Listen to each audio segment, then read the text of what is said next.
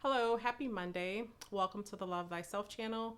Hopefully, you're having a great start to your week.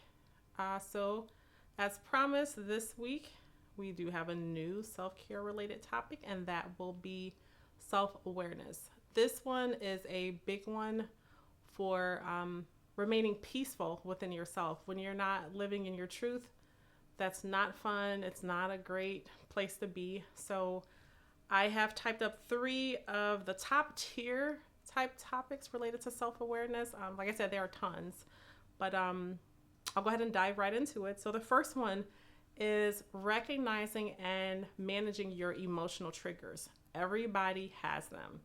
Um, there are varying levels. Some people have been through a lot more trauma and different situations that will create a trigger. And then basically, what a trigger is an emotional response to a situation or some kind of way that a person behaved, words that were said. Different people have different triggers. Some aren't that terrible. Well, I guess, that's relatable to who's speaking about it. But let's say when you were younger, your grandma used to bake cookies. So now when you smell fresh baked cookies coming from the oven, you think of your grandma, but your grandma is no longer here. So, of course, the cookies, that's a nice scent memory that your grandma used to do for you, but it's also sad because your grandma's no longer here. And depending, how, when, she left you, that could be a trigger. So everyone has different triggers, including myself. I have several.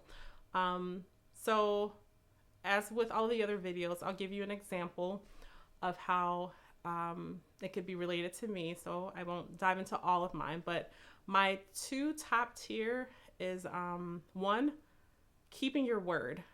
I have a huge problem with people who do not mean what they say and say what they mean. Mean what they say what they mean. You know what I mean? So that is a huge, huge, huge problem for me.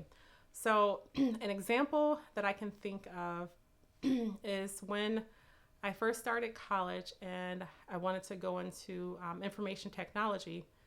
There was a programming class and it was difficult. So, a friend of a friend referred someone to help me out because like I said, this class, yeah, it was not going to be good for me. So I was like, okay, great. Somebody's going to help me out. I can at least get a decent grade, maybe learn something, But yeah, I want to say like not even quite midway through my class, like the person fell off the face of the earth. I'm like, what the actual heck? I'm like, my grade is writing on this. So I was like, this is awful. So I was like, okay, well, this isn't working. So, real fast, you have to go into the next solution phase. So my dad is a retired professor at a university, and I reached out to him and I said, hey, do you have someone in your infotech, division that you can point me to that may be able to help me with a programming class? And he delivered. He found somebody, and I was able to get normally I'm really hard on myself. I want to get straight A's and all that, but literally this was the best B as in boy that I've gotten, and I was excited to get it. So that class is over with. I survived that. And then remember that person that was supposed to help me out? Literally for some random holiday like July 4th or something, I'm getting a text message saying, hey, happy July 4th. But I had legit deleted this person's contact from my phone because I'm like, if you could do someone like that, I don't want any parts of you or anything, no. But I recognized the number when it came through. And then when I saw the text message, I'm like, this must be a mistake. And then I responded like, you must have the wrong number, blah, blah, blah. And then they got into who they were. And I was like, look, I'm like, just don't even reach out to me. I'm like, that was horrible to do this, do that to somebody when they really need you. Then, I don't know, they gave me this song and dance about they were going through like a mental health crisis, and people know things like that are sensitive to me. So I don't know if that was true or what the situation was, but I gave them some grace and I was like, okay. So then later, it would prove that other scenarios would happen. Like, no, this is just legit how you are. So I don't want any part of that. So yeah, so next. So the other thing for me that's an emotional trigger is I'm an introvert. So and I know you're like, wait a minute, she's on camera, she's on YouTube, how could you be introverted? I'm not anti-social. I can give speeches and things like that, but generally, like doing it out in a public forum, like that's not something that I would do. Before I even signed up to do YouTube, I prayed about it, I researched it, and I thought, you know what? This is a message that, a lot of people need to hear about, how to be best versions of themselves. And it's something that is, I think, innately in me. So I was like, okay, I'm going to go ahead and do it. But anyway, back to the introversion topic. I had become an analyst at a company, at a hospital, and we were teaching new functionality to end users and how to use it. And I was like, oh my God, I'm going to have to teach a class. I'm like, this is horrible. So I was like, you know what? You can do this, live up to your fear. Now, I didn't have a great relationship with the people that I was team members with. It wasn't horrible. It's just that when you're different than most people, people don't understand it. So rather than try to understand it, they just sort of push back from it, or they have, their own, preconceived notions about it or whatever. So anyway, I just did what I had to do. I had a job to do. I had, kids to, take care of. So I was like, well, I just have to do it. But legit, I did so well teaching that class. I brought my own spin on it, just like here on this channel, like every Friday is a gratitude giveaway. I always find a way to throw an incentive into what I'm doing. I do that at parties, at my house, that's just a part of who I am. So anyway, I had like candies and treats and stuff. And it wasn't like, okay, everyone who got it right, you're going to get a piece of chocolate or something like that. No, it was just, if you were, being a part of the class and, saying, hey, you have a struggle or a question or whatever, or, whatever. It just, being there, showing up. Okay.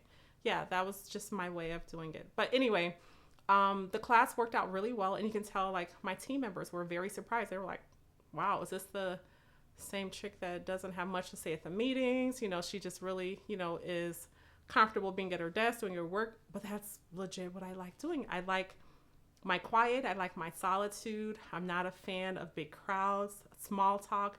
If I'm having conversation with you meaningful, that means I really share a vibe with you that I enjoy. Otherwise, I wouldn't do it. As naturally, I'm an introvert.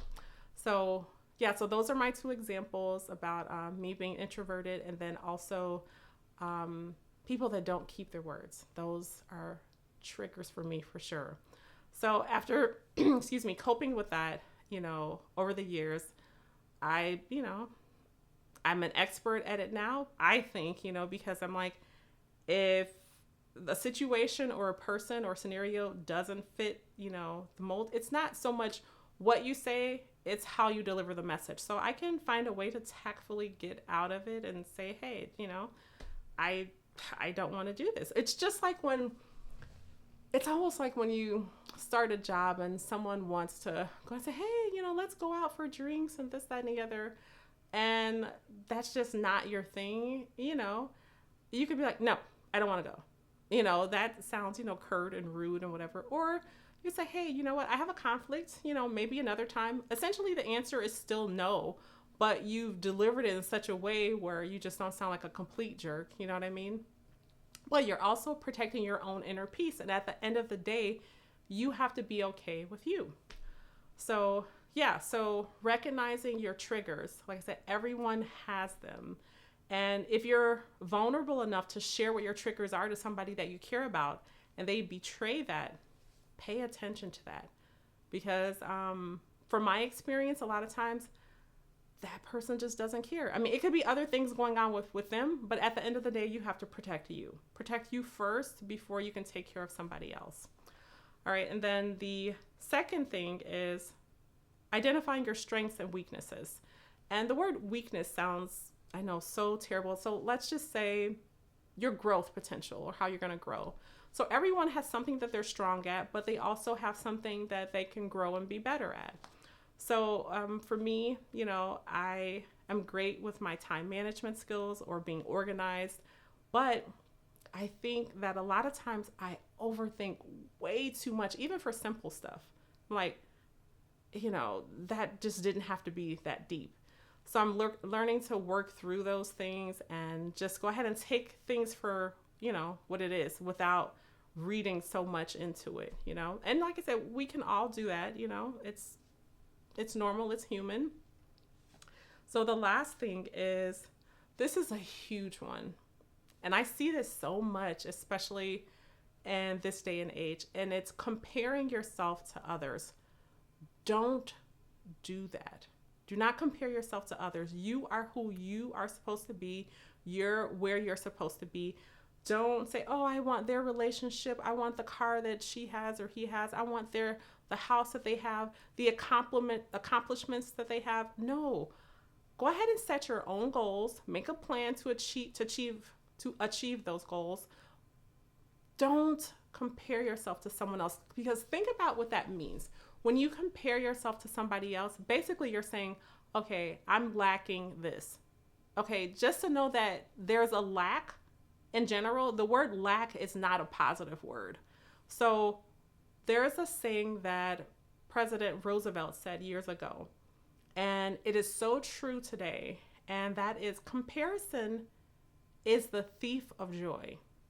Comparison is the thief of joy. That's true today. When you start comparing yourself to somebody, think about what you're saying. I don't have this. I want to get that. This person don't worry about them. As I stated in another video, maybe a couple weeks ago, everyone has their own unique gifts. Everyone. So don't think you're supposed to be no, you're supposed to be just like you. You can always, improve on things. We can always improve on things. I mean, it's okay to admire someone for, whatever strength or whatever, thing that they've accomplished, but you don't want to be like them. You want to be like you. Now, if it just so happens that this person is a lawyer and you're going to school to be a lawyer, okay, so what? You're going to be your own awesome lawyer.